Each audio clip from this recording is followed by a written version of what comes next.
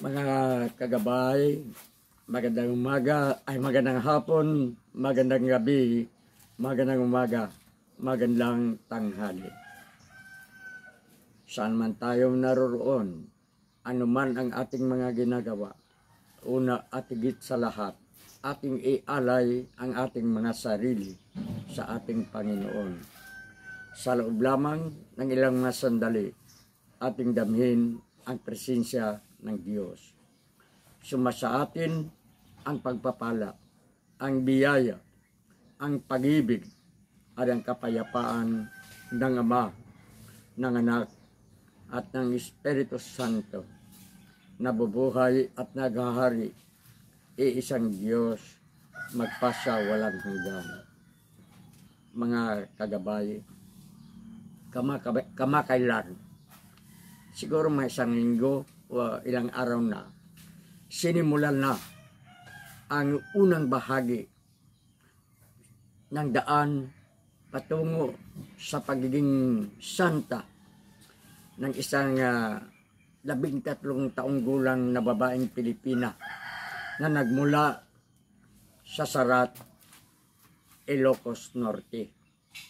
At ang tinatawag nating bahaging diocesan phase ng pagsimula ng pag-iimbestiga, pagsusuri at pag-aaral sa tunay na pagkatao ni Niña Ruiz Abad ay sinimulan na sa pangunguna ng obispo ng Diocese ng Lawag na si Most Reverend Renato Mayugba, Doctor of Divinity, DJ. Ang unang bahagi, itong tinatawag nating diocesan feast, ay nagkaloob ng titulo kay Niña Abad Ruiz na tinatawag nating Servant of God. Sa madaling salita, alalay, katulong, kaagapay ng Panginoon, servant of God. Unang bahagi ito ng beatification at canonization ng isang magiging santo o isang santa. So sa St. William the Hermit Cathedral sa Diocese ng Lawag, nagkaroon na ng unang bahagi ng tinatawag nating opening ceremony. Ang mga labi na namatay na si Niña Servant of God, Niña Abad Ruiz, mula sa Quezon City, ay inilibing sa unang araw ng kanyang diocesan feast, ng kanyang beatification at canonization bilang isang santa, ay inilipat at inilibing sa naturang katedral. At ang nangunguna sa banal na misa sa opening session ay si Arsobispo Marlo Peralta ng Archdiocese ng Nueva Segovia dito sa Ilocos Sur, Vigan City. Ayon kay Arsobispo Peralta, ang pagiging santo at pagiging santa ay isang mahaba at napakahirap na proseso na tanging Diyos lamang ang nakakaalam kung ito ay magiging ganap na santo o santa. Kung magiging ganap na santa, si Servant of God, Niña Ruiz Abad. Itong ayon sa kay Arsobispo Peralta,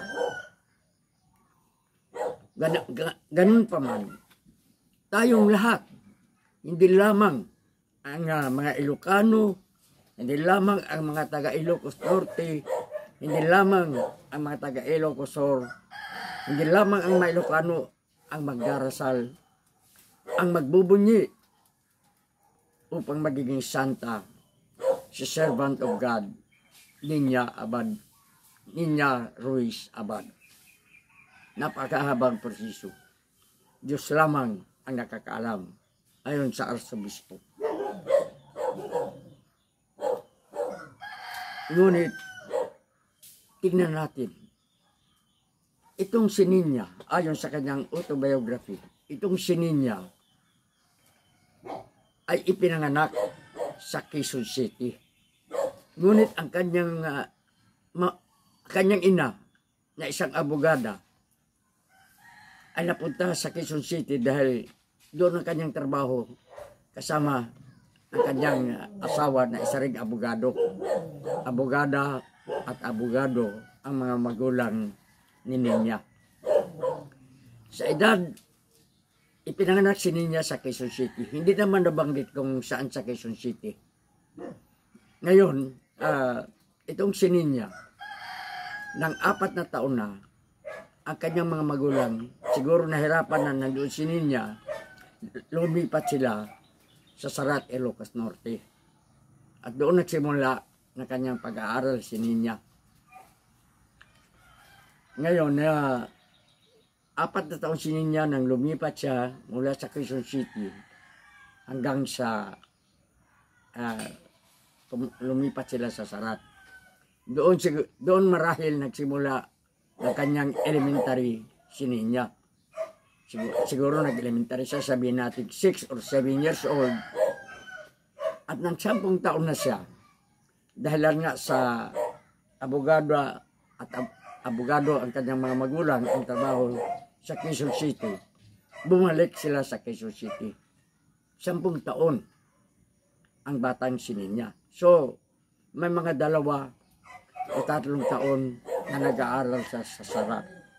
Dito sa bayan ng kanyang ina, sa Sarat, Ilocos Norte, nakitaan ng pambihirang kabaitan at kabanalan itong si Ninya.